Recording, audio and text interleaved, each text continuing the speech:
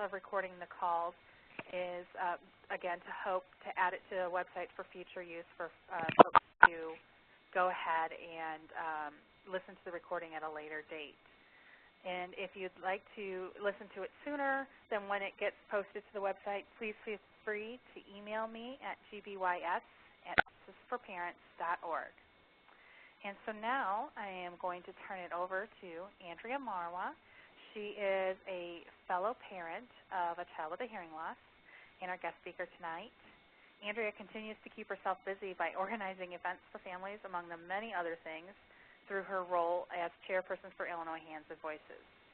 And then, Andrea, if you can also share when you would like folks, if they have any questions, when you would like those to be.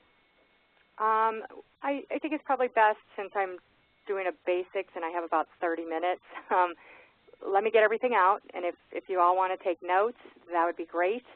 And this, I'm just taking an opportunity to say this probably isn't the best place to, if you have a specific problem that you're dealing with your school, I'm going to give you my contact information. You can ask it. If I can't answer it, I'm going to ask you to reach out to me that way.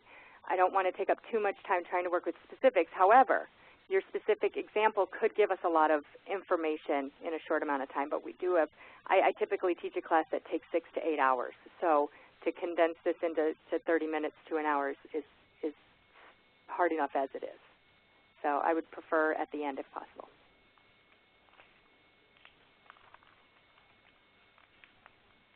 All right. Carrie? Yes, that is good. Should I just go ahead and get started? Yes, please. Okay. All right. So as Carrie said, my name is Andrea Marwa. I am the chairperson of Illinois Hands and Voices. But first and foremost, how did I get to where I am? Because I have a deaf child who sleeps in a bedroom a couple of doors down. And I had to educate myself so that I could give her the best future possible. So how are we going to start with this? It's IEP basics, so we're going to go the nuts and bolts, just the very surface of what an IEP is. But more importantly, how can you help with your child's IEP? First and foremost is to learn a little bit about the law, which I'll go into that. But secondly is to learn how to advocate for your child. If you can advocate for your child, then you can go into a meeting and be unconfrontational and accepting of everybody else's ideas as well as your own. When you make friends in the environments that your children are in, you more likely have a positive outcome. It's hard for us. These are our children. We love them dearly, and we would rather go and bash the doors down and tell them to give us what we want right now. This is not acceptable. But that's only going to cause more of a conflict when you really, really need something.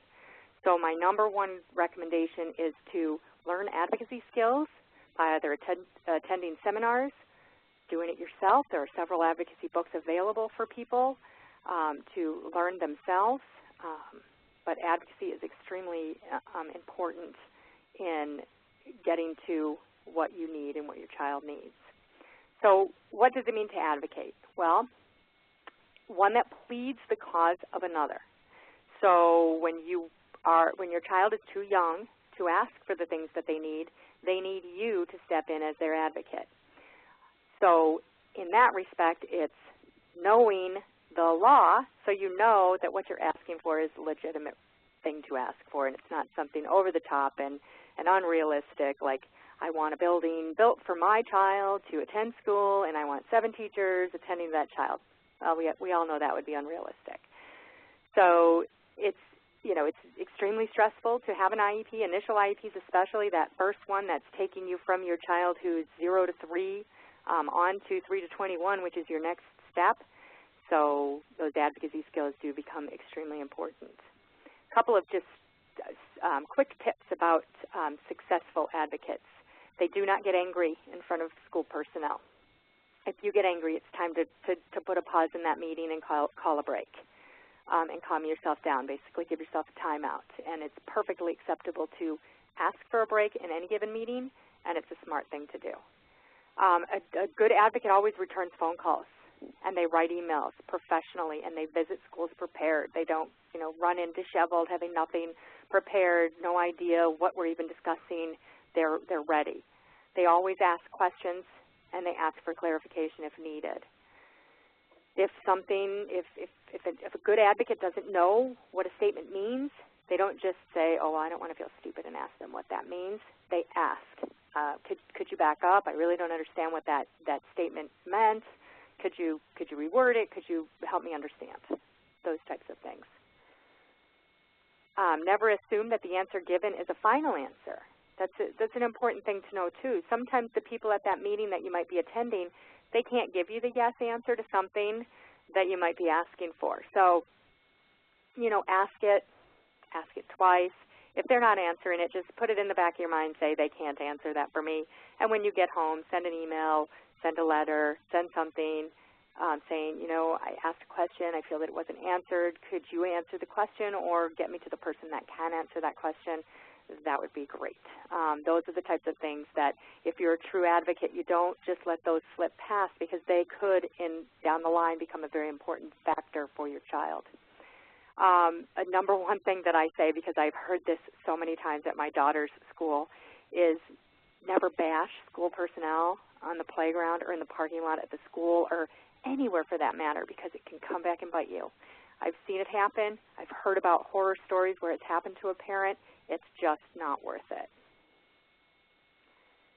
All right. Let's step into having realistic expectations. Something to consider in the economy that we're living in right now is that budgets are a very big consideration for any school. And all children with special needs are required to receive an appropriate public education, but we may not end up getting the bells and whistles that we might have gotten 6, 7 years ago. But we still need to make sure that our child is given those things that they need. Where am I going with this? Well, I've had many people call into the 809, many people contact me regarding, my child deserves to go to this specific school because it's just the best thing for them, and I really want them to go there. Okay, let's get down to where we're at there.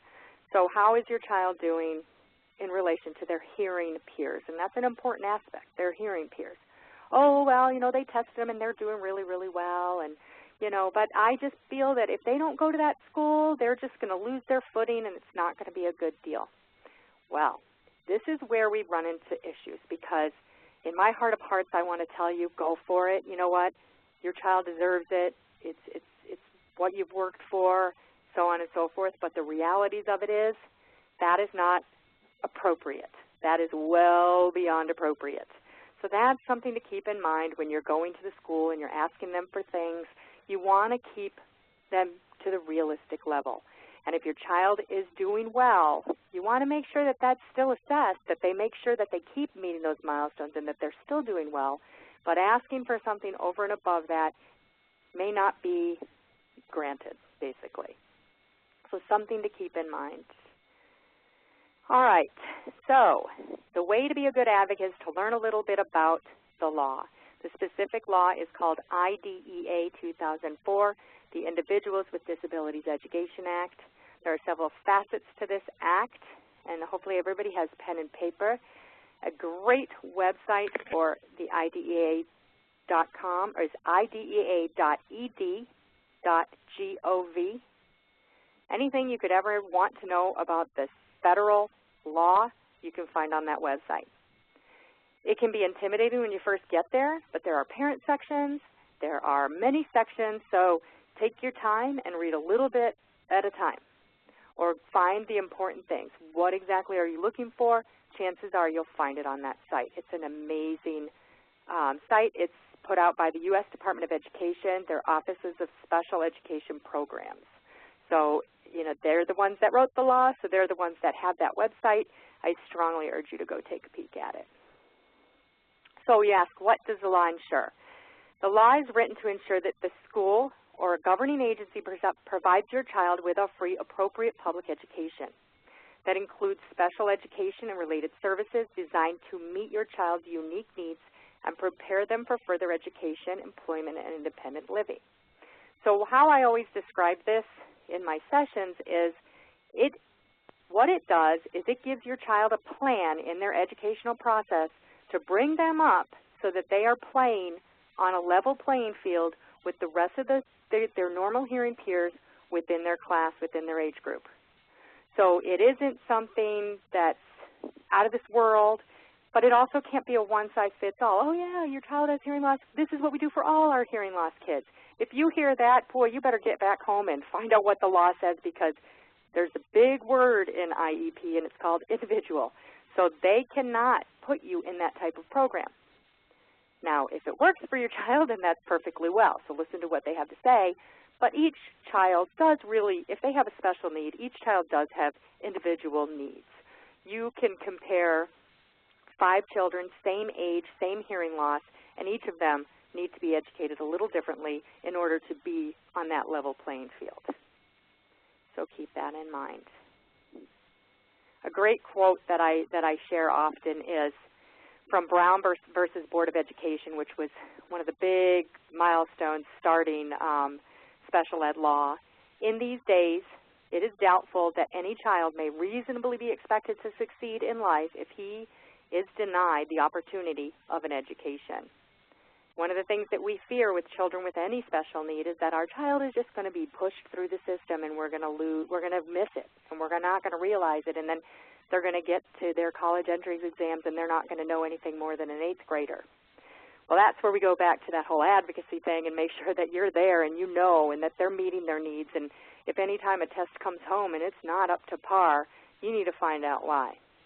It may just be that your kid had a bad day, but it could be that something significant is missing in their education process. So these are the things. You need to keep it going, and it never changes. I've talked to people that have 2-year-olds all the way up to people that have 20-year-olds. It doesn't change for you. This is a long process. One of the main things you should do as a parent of a child with a special need, teach your child as they grow how to advocate for themselves. So if they're in grade school right now, they should be able to manage if they need assistance within the classroom. If they are using an interpreter and they can't see the interpreter, they need to be able to raise their hand and they need to be able to communicate that I can't see my interpreter. If a child uses an FM system and something's not working correctly, they need to be able to do that. And it's imperative that that process starts right away, because eventually it's going to be them. Because when they're 16, they're not going to want mom coming and banging on the principal's door saying something's not right here. If they can do it themselves, it's going to help them in the long run, because it's never going to change for them. For their entire life, they're going to have to advocate for themselves.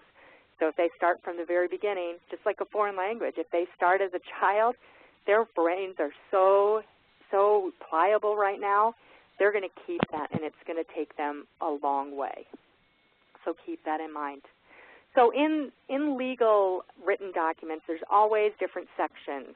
And the sections that are important in the IDEA are Section 1400. This is the findings and the purposes of the law, so why are we doing this? Section 1401 are the definitions of that law. 1412, they cover least restrictive environment, extended school year, private placement, as well as assessments. Section 1414 covers any evaluations, eligibility, IEPs, and placements. Section 1415 covers procedural safeguards, due process, discipline. We all kind of hope that we never have to get to that 1415, but it's there. The law does protect a child if, you know, the school is just refusing, flat out refusing to assist them in any way. There are legal entities that will assist in getting that straight. And then we go to Section 504, which is an accommodations plan for a child, which is differing. It differs from an IEP, and we can go into that briefly as well.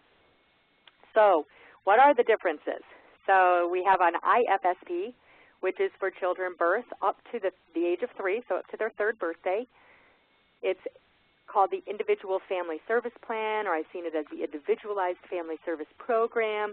The most important word in there is family and individual, but know that it incorporates the entire family, not just the child. It is also known as Part C. You're usually serviced under EI, or early intervention, in this part. The second section is the IEP, which is the Individual Education Plan or the Individual Education Program, also known as Part B. Notice the difference in there. There's no family listed anymore because the only thing you are now is part of the team. You're part of the IEP team. So you are there with the educators. You are there with the administrators. You are there to make a plan for your child, and you have every legal right as much as anyone else in that meeting. But they do not meet the family's needs once the child turns 3, where in an IFSP they meet the entire family entity. And then a Section 504, which is from the Rehabilitation Act of 1973, so it's been around for a while, serves birth to 21 in all public institutions, and it is for accommodations.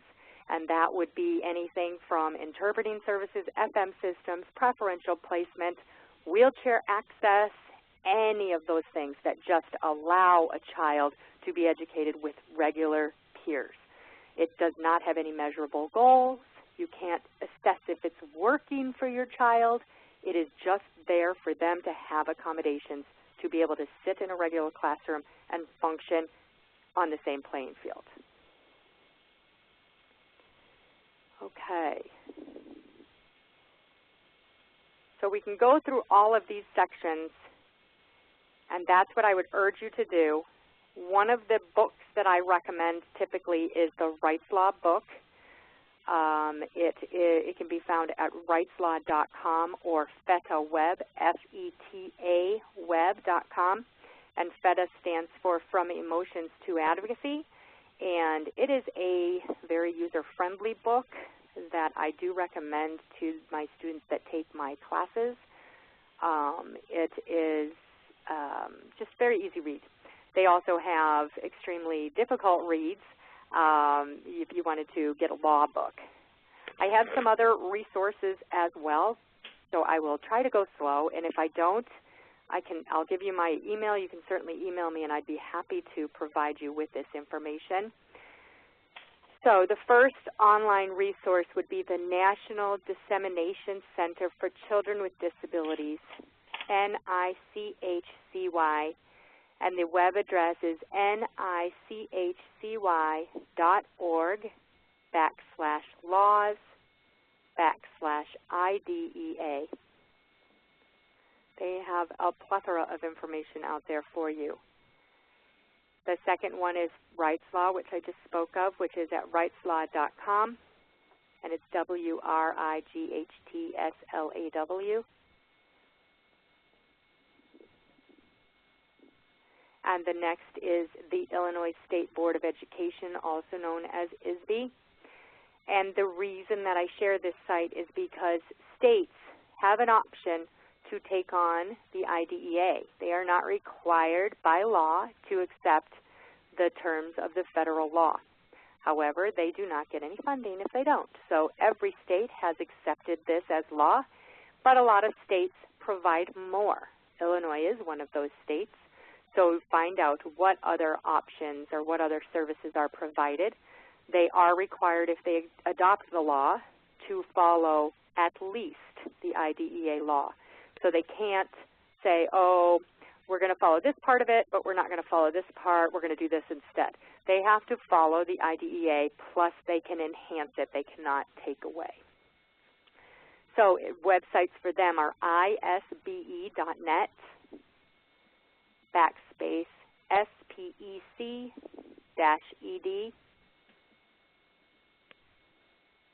And then another one is the same web address, but then at the end put a backslash, HTML, another backslash, parents with an S, .html. Great information on there. So the first one is just their information, but then they have a section specifically designed for parents. Now, in text resources, you want a book. You need to have the book so you can highlight and whatnot, because believe me, I needed that. The From Emotions to Advocacy is a Rights Law book. A Guide to Special Education Advocacy by Matthew Cohen. I'm sure it's Cohen, but C-O-H-E-N, so you know how to spell it. A Guide to Special Education Advocacy. The Special Needs Parent Handbook by Jonathan Singer. And then a recent one that I've found is How to Compromise with Your School District Without Compromising Your Child. I have not read this entire book yet, but I like what I've seen so far. It's Gary S. Mayerson, M-A-Y-E-R-S-O-N.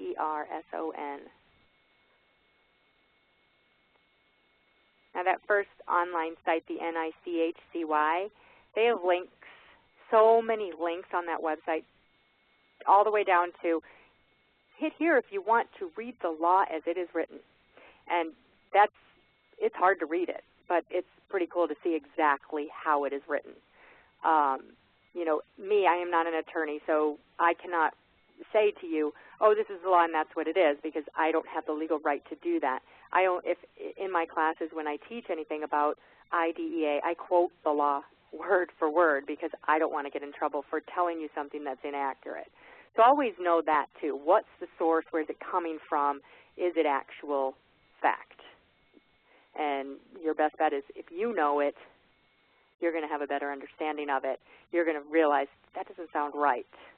And then you can go back and find, you know, where that might be. So I'm going to open up to questions now. Any questions that anyone might have?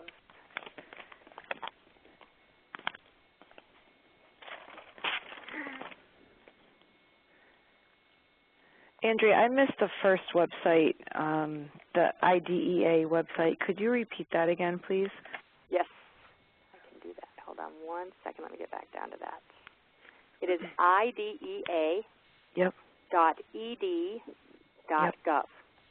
Okay. And then you had mentioned at the beginning of the call that you do a longer session, and I've actually spoke with another parent who attended, and she said it was fabulous. Do you have another one scheduled at this point that you could give us, or is there a place we could look to keep posted as to when that might be coming up again?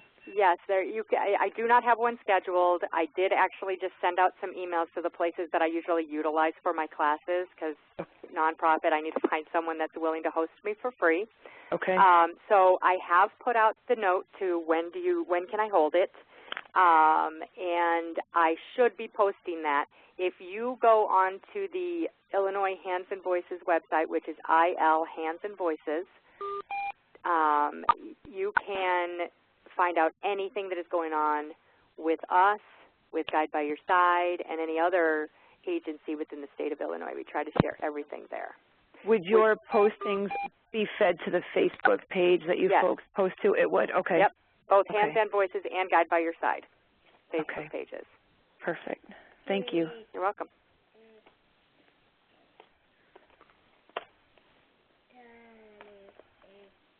This is Shuri. You mentioned a Facebook page. What's that about? I'm new to all of this. Okay. There are two Facebook pages that our information feeds into. And do you have a Facebook account? Yes. Okay. So if you go to Facebook account and do a search on Illinois Hands and Voices or Illinois Guide by Your Side, you will find our pages. It's called a page, and you would go on it, and then you become a fan of that page, and then you would get information that we post on there. And Carrie is the person that posts everything on both of them. So anytime anything comes down the pike, she posts it out there. And if you become a fan, then it would show up on your homepage. Gotcha. Does anybody need any clarification in anything that I covered? Could you give us your email address? Yes, I can. It is IL Hands and Voices @gmail.com. And if we email you at that address, you could send out any follow-up information from this evening. You had said. Yeah, if you didn't get something that I stated, or you need clarification on something, please do reach out to me. I'll be more than happy. Or if you have a specific issue and you don't feel comfortable saying it on the telephone here, then feel free to email me. That's what we are, advocacy support for families. That's what our organization is all about. We do family events as well, but one of our big proponents is actually to help parents to advocate for their children. Andrea, it's Meg O'Connor. I have maybe a basic question, but my daughter's 3rd birthday is in November, so the middle of a school year. What will happen in terms of her IEP with that timing? Okay. Has your IFSP coordinator told you that they have released your information to your school district? No, I'm sorry, we're a year out. So it's a year out. Okay. So yeah. Typically within, your process is going to start at 2.5. So 6 months before her 3rd birthday is when it will start. So at that time, usually your coordinator at your early intervention coordinator will contact your school district and say, we have someone coming your way. Within 3 months of your transition from IFSP to IEP, you will get information from the school scheduling an appointment. Your first appointment is typically a domain appointment where they are just determining need. They will have you come out, and they are done in so many different ways in the Chicagoland area and in the other parts of the state, all differently. It can be anything from you'll go in with your daughter and 6 people will assess her at that one given time, all the way to you have 6 different appointments that you need to make it to. And there's even some that if your child has attended a special needs school prior to their 3rd birthday, they don't do any assessments. They just take the assessments from that school. Once that happens, they do the assessments, they determine need, an IEP meeting is put in place. You come to the IEP meeting. They will tell you at that time, yes, we've determined that your child has a hearing loss and needs an individual education program. This is what we are suggesting, so on and so forth. At that point, you have a parent guide. I know you do. Your parent guide can help you through those steps and make it easier for you. What should I ask for? What are those things? That's when all of this is going to start for you, really needing to advocate for your child, making sure that your school district places them in the appropriate location and whatnot. Excellent. Thank you. You're welcome. My parent guide is excellent. You must be terrific. Andrea, this is Carrie. Hi. Can you share what the timeline if your child has a summer birthday, what that might look like? It's more difficult when they're 3, when they're turning 3, but that will usually occur before May. I've seen it where they've contacted you in May and said, okay, we're going to do it at the beginning of the year and in September. The only concern with that is if your child needs extended school year, but otherwise waiting until September is okay as long as they are willing to allow your IFSP to go forward for that extended period of time. Typically, they'll pull it back, and they'll do it in May before the school year ends. The school is, I've talked to the school administrators at my daughter's school. They sit in IEP meetings pretty much the entire month of May. So that is probably what would happen. That's why they start this process 6 months prior to the birthday, because then they're not going to miss the boat on that. Now, you always want to make sure. So always have that in the back of your mind. If your child's turning 3 within the next year, okay, when she's 2.5, I just need to make sure that my early intervention coordinator is forwarding it to my school. And that's when you want to start, looking into your school. Okay, who's the special ed coordinator? Who's this and that? And then if it seems like you're getting too close to her birthday and nothing's been done, you need to find out by contacting your school district and saying, I have a daughter, we're through early intervention services. I'm just wondering, what the process is to get an IEP started. So sometimes you might have to bypass it. I've seen it go pretty smoothly for most people, though. Does that answer your question, Carrie? Yes, it does. And then just to clarify one more thing, extended school year is the time when children receive services during the summer from their school program. Correct. And not all children qualify for extended school year. There has to be a significant delay for that to typically be administered. But yes. Usually the younger ones, if they have language delays, they will get extended school year.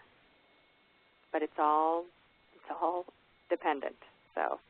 In some programs, that's kind of typical. Like their teachers go year round. Right. But extended school year could be maybe a half day compared to a full day, or maybe 4 days during the week instead of 5. Oh yeah, it could be anything. It could be even just 1 hour of therapy a week. I mean, it could be anything. And usually public schools, their summer school program is not the 3 months of summer.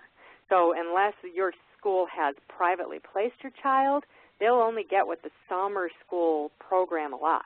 And I think it's 2 months for most schools. So you still have that month of August off with the rest of the kids. So yeah, you're not always going to be year-round school. But it is definitely an option when that time comes, if need be. Excellent. Any other questions? Yeah, Andrea, this is Sunil Metkar. So I'm new to this, and my daughter is 10 months old. She's been diagnosed with auditory neuropathy. We are in early intervention. I'm going to speak with the school district on Wednesday. We are 2.5. We are 2 years out, but I just wanted to kind of get all the ducks in a row and make sure that we were on the right track. So my question was, IFSP starts at 3 years, kindergarten starts at 5 years. So does the IFSP from 3 to 5 years, is it in preschool, or what kind of, where does it fit in? Okay. The IFSP actually ends on their third birthday.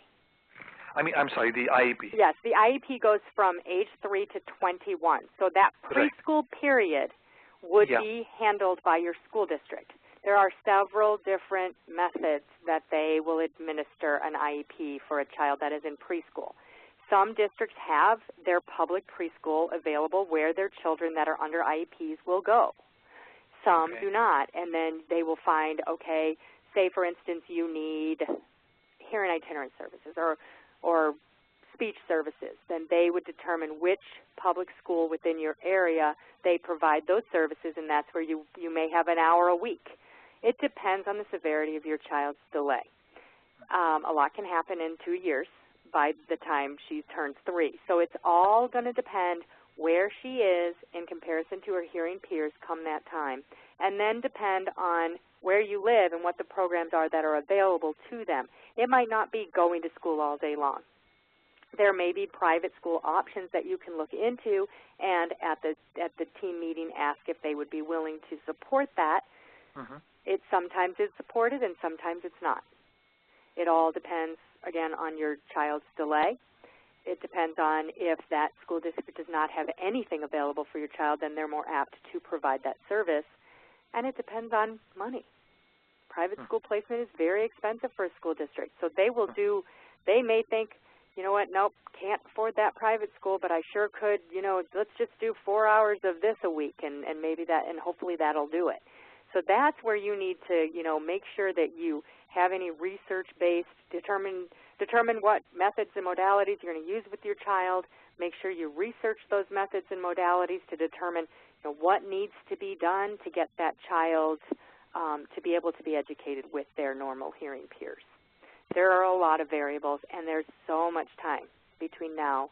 It won't seem that way when you get to 3, but she will probably come along leaps and bounds between now and then, and at that point it's going to be a completely different situation. But back to what you said, you're headed to the school district. So your questions that you need to ask there are, so, what do you do with your hearing impaired kids? Where do they go? What are the options that you have? What methods and modalities do you support? And hopefully they say all of them. But these are the questions to ask them. Find out, what is it that they service? Where do they go? Do they bus your kid 15 miles? What is it that is provided within your district? It's never too early to go to your district and find out information. I think that that's a great thing to do. Okay, great. Thank you.